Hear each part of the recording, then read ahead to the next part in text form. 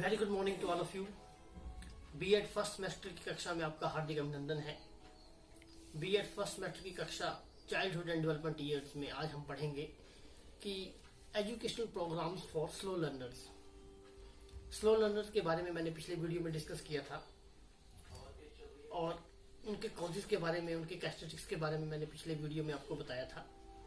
लेकिन आज मैं आपको बताऊंगा कि जो स्लो लर्नर होते हैं उनके लिए एजुकेशनल प्रोग्राम की व्यवस्था कैसे की जाए। एक अध्यापक जो है वो किस तरह से स्लो लर्नर्स को एजुकेशनल प्रोग्राम उनके लिए प्रोवाइड कर सकता है। तो इसमें सबसे पहला जो पॉइंट आता है वो आता है इंडिविजुअल अटेंशन। व्यक्तिगत जो ध्यान है वो हर बच्चे के ऊपर दिया जाना चाहिए। ये बहुत ही इंपॉर्टेंट पॉइंट है। एक अध्यापक जो है उसको व्यक्तिगत तौर पर हर बच्चे के ऊपर ध्यान देना होगा। जो स्लो लर्नर है वो किस कारण स्लो लर्नर है, जब तक एक अध्यापक को इस चीज का पता नहीं चल जाता और वो उसके लिए एक रेमेडियल मेजर जो है वो प्रोवाइड नहीं करता, तब तक हम उसको आगे नहीं बढ़ा सकते। इसलिए जो स्लो लर्नर है, जो मंद गति से सीखने वाला बच्चा है, उसके लिए एक जो उपयुक्त शिक्षा है उसकी व्यवस्था करना एक अध्यापक की जिम्मेवारी रहेगी और होती है। लेकिन एक उपयुक्त शिक्षण की व्यवस्था वो तभी कर सकता है जब वो ये सुनिश्चित करे कि वो कौन से कारण हैं या किस कारण से बच्चा जो है वो मंद गति से अधिगम कर रहा है।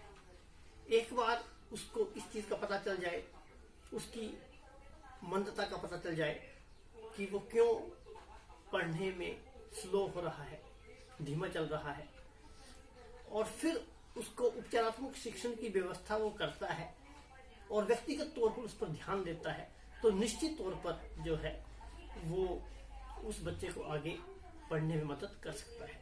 तो ये बहुत ही बढ़िया पॉइंट रहा है कि व्यक्तिगत तौर पर ध्यान दिया जाए एक बच्चे के ऊपर। इसके बाद जो दूसरा पॉइंट आता है इसमें वो आता है इलास्टिक करिकुलम। कि जो करिकुलम है, जो पाठ्यक्रम है वो लचीला होना चाहिए। लचीले का मतलब है कि उसमें फ्लेक्सिबिलिटी हो। 5 सालों से 10 सालों से वही पाठ्यक्रम चल रहा है।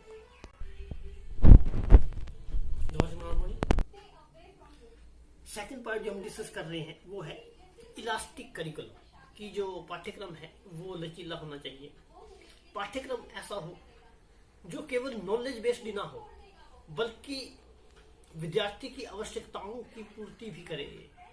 ठीक है, ऐसा पाठ्यक्रम जो बच्चों की आवश्यकताओं की पूर्ति ना करे वो पाठ्यक्रम सही नहीं है। पाठ्यक्रम ऐसा बनाया जाना चाहिए जिसमें बच्चे जो हैं उनको एक वोकेशनल परस्यूट्स मिले।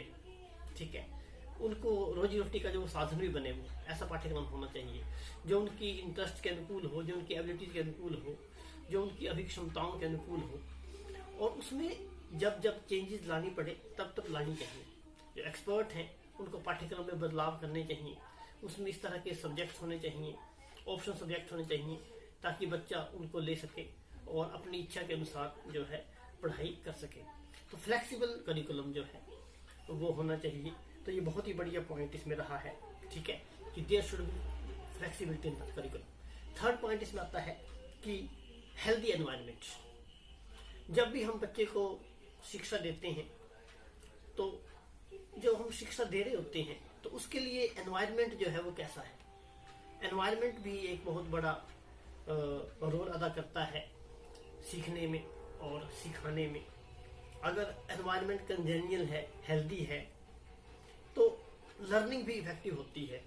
और अगर पढ़ने का वातावरण सही नहीं है तो लर्निंग नहीं हो सकती। इसलिए ये बहुत इंपॉर्टेंट है कि पढ़ाई जहाँ चल रही है वहाँ के एनवायरनमेंट को जो है वो इस तरह से ढाला जाए, इस तरह से बनाया जाए जिसमें हर बच्चा जो है वो लर्निंग ऑब्जेक्टिव्स को समझने में सक्षम हो, और एक अध्यापक जो है वो बहुत ही सुव्यवस्थित तरीके से अपनी विषय वस्तु को बच्चों के आगे प्रस्तुत करें, ताकि एक हेल्दी एनवायरनमेंट में बच्चे शिक्षण के उद्देश्यों को पूरा करने में सक्षम हो। So healthy and congenial environment is must for a slow learner. It is good not only for the students but also for the teacher, so that he can communicate very well to the students. Then next point इसमें आता है periodical medical checkup. Periodical medical checkup का मतलब क्या है कि समय समय पर जो स्लो लर्नर बच्चे हैं उनका मेडिकल जो है वो होना चाहिए, ठीक है। उनका मेडिकल चेकअप जो है वो बहुत ज़्यादा जरूरी है। अगर कोई पर्टिकुलर एनोमलीज है तो उसको हम जो है वो उसका पता लगा सकते हैं, हम उसका डायग्नोज कर सकते हैं और एक बढ़िया जो एजुकेशन प्रोग्राम है उसको एक सेटअप कर सकते हैं, ठीक है। अगर बच्चों का समय समय पर मेडिकल चेकअप होता रहेगा तो उनके अंदर जो भी कोई कमी है, असामान्यता है, उसका पता लग सकता है और उसका डायग्नोज भी किया जा सकता है और उनको एक उपयुक्त तौर पर शिक्षा दी जा सकती है। So periodical medical checkup is essential, ठीक है। देन नेक्स्ट पॉइंट इसमें आता है मोटिवेशन। मोटिवेशन का मतलब होता है अभिप्रेरणा, ठीक है। अभिप्रेरणा जो है इसका मतलब क्या है कि इसका मतलब होता है नीड, ड्राइव, ठीक है, डिजायर टू डू समथिंग। कोई काम करने के लिए हम कितना अभिप्रेरित हैं, ठीक है। अभिप्रेरणा का एक अच्छा एग्जांपल मैं आपको देना चाहूँ तो मैं आपको ये बता सकता हूँ कि कई बार हम देखते हैं कि हमारा घर है, घर का कोई कमरा है, उस कमरे में चिड़िया कोने में जो चार दीवारी है उसके जो चारों साइडें हैं उसके कोने में कई बार चिड़िया घोंसला बना देती है। हम उस घोंसले को हटाते हैं, भाई ये देखो हमारे घर के अंदर कहाँ से घोंसला बन गया, लेकिन हम अगले दिन देखते हैं तो वो दोबारा वही घोंसला तैयार हो जाता है। इसका मतलब क्या हुआ कि हमने उस चिड़िया का घोंसला हटा दिया लेकिन उसके अंदर अभिप्रेरणा है कि नहीं, मेरा घर अगर किसी ने तोड़ दिया है तो मैं दोबारा बनाऊंगी, ठीक है। एक विल पावर है, एक ड्राइव है, एक नीड है, एक डिजायर है in order to obtain the goal. तो मोटिवेशन जो है ये स्लो लर्नर के लिए एक अचूक औषधि है, एक रामबाण का काम करती है। इसलिए एक अध्यापक को बच्चों को मोटिवेट करते रहना चाहिए, उसको एक सिंपैथेटिक एटीट्यूड जो है उसके साथ बच्चों से डील करना होगा, ठीक है। क्योंकि स्लो लर्नर है, उसको टाइम लगेगा चीज़ों को सीखने में, तो एक अध्यापक को वेट करना होगा जब तक वो सीखता नहीं, ठीक है। उसके सीखने तक एक अध्यापक को एक सहानुभूति का व्यवहार जो है वो उसके साथ करना है, उसको मोटिवेट करते रहना है, ठीक है, ना कि उसको कड़े शब्द कह करके उसको प्रोटेक्ट करना है।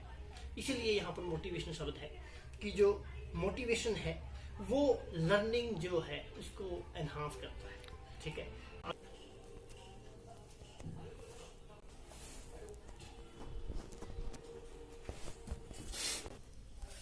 आराम में कर लें। नेक्स्ट पॉइंट आता है डेवलपमेंट ऑफ सेल्फ कॉन्फिडेंस, कि आत्मविश्वास को किस तरह से हम स्लो लर्नर के बीच में डेवलप कर सकते हैं। अब आपने देखा होगा before admission to school a slow learner experience years of failure and frustration. School में एडमिशन लेने से पहले जो स्लो लर्नर है उसको बहुत सारी उसने फ्रस्ट्रेशंस का सामना किया होता है, ठीक है, निराशाओं का सामना किया होता है।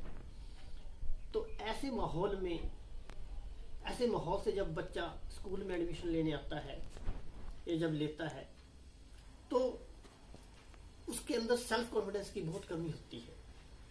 अब एक अध्यापक को उस बच्चे के अंदर सेल्फ कॉन्फिडेंस को डेवलप करना है, ठीक है, क्योंकि उस बच्चे ने इमोशनल डिस्टर्बेंसेस को फेस किया है, संवेगात्मक तौर पर जो कुंठाएं हैं उससे ऐसा बच्चा ग्रसित है पहले से ही, ठीक है, और उसके अंदर व्यक्तित्व का भी कहीं ना कहीं उसके व्यक्तित्व में बहुत कुछ जो होना चाहिए था वो नहीं है।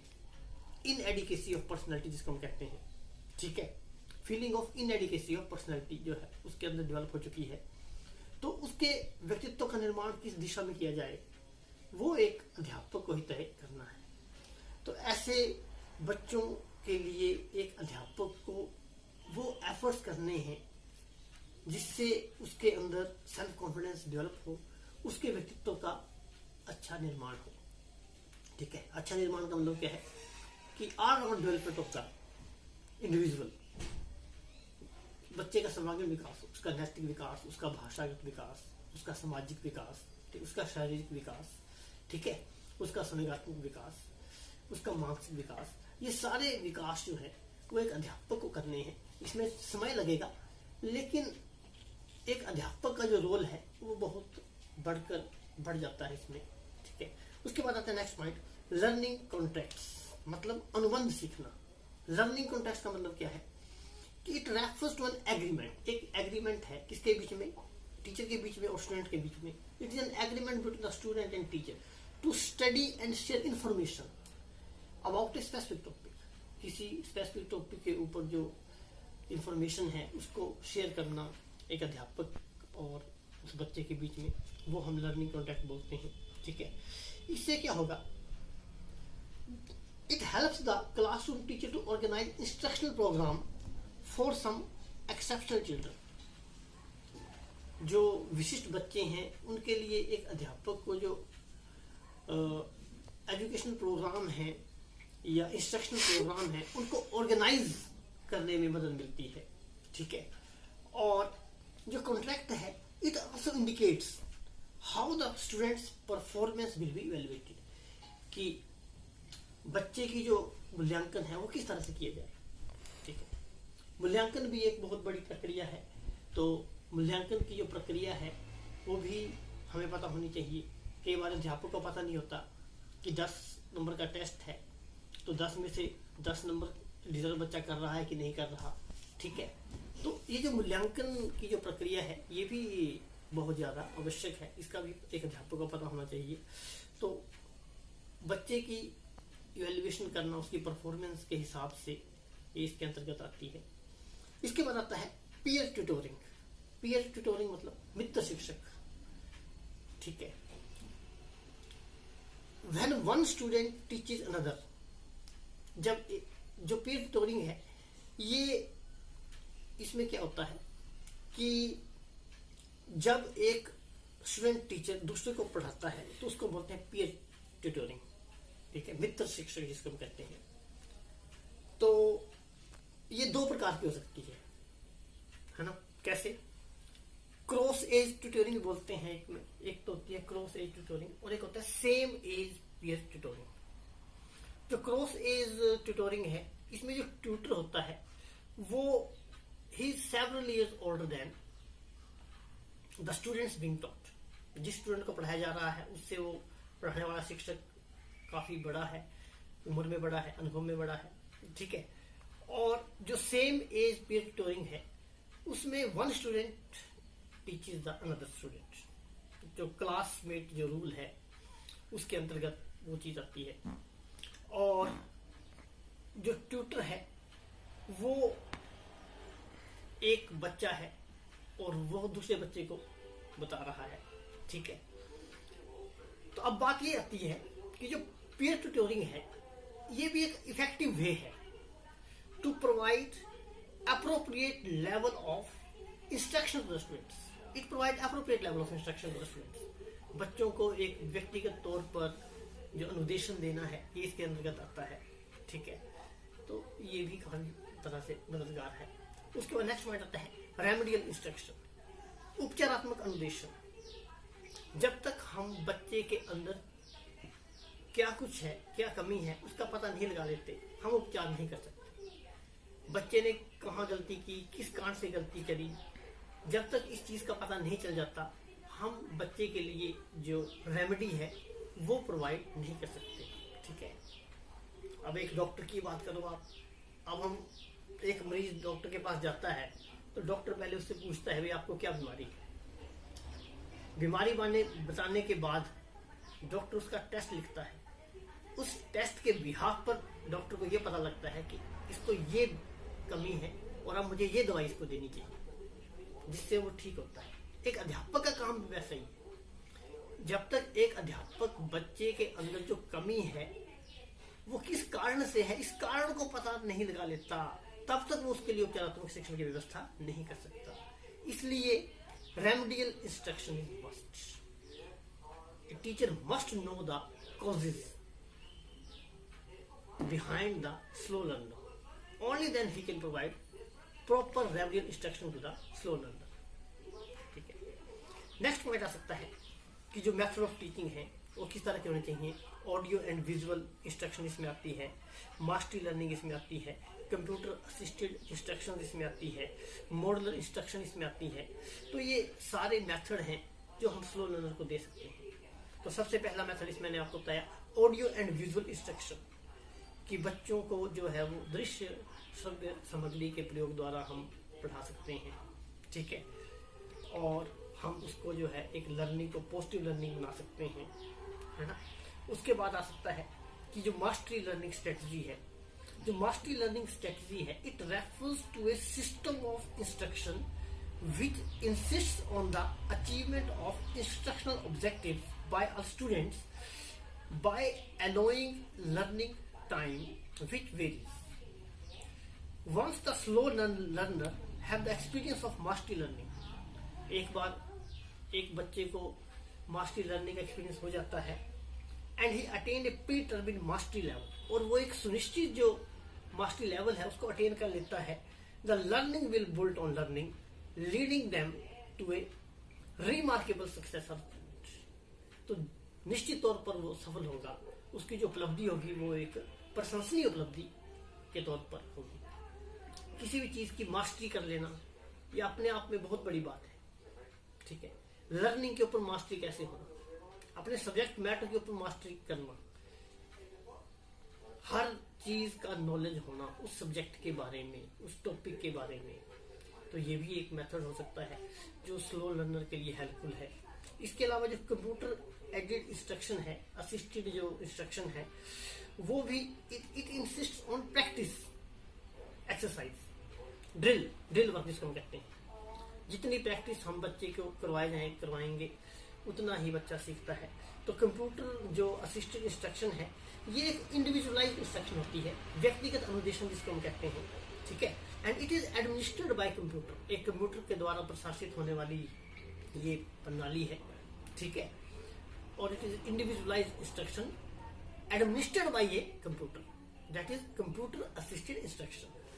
And its roots has in programmed instruction and in the behavioural theories of learning.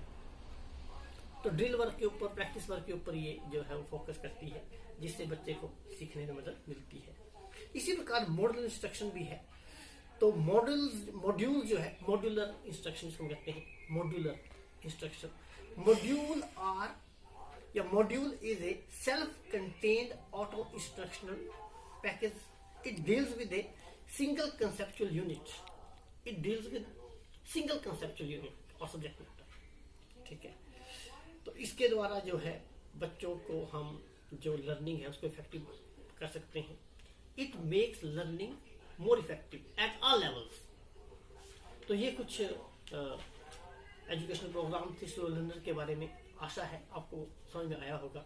ठीक है. और आपने समझ लिया होगा.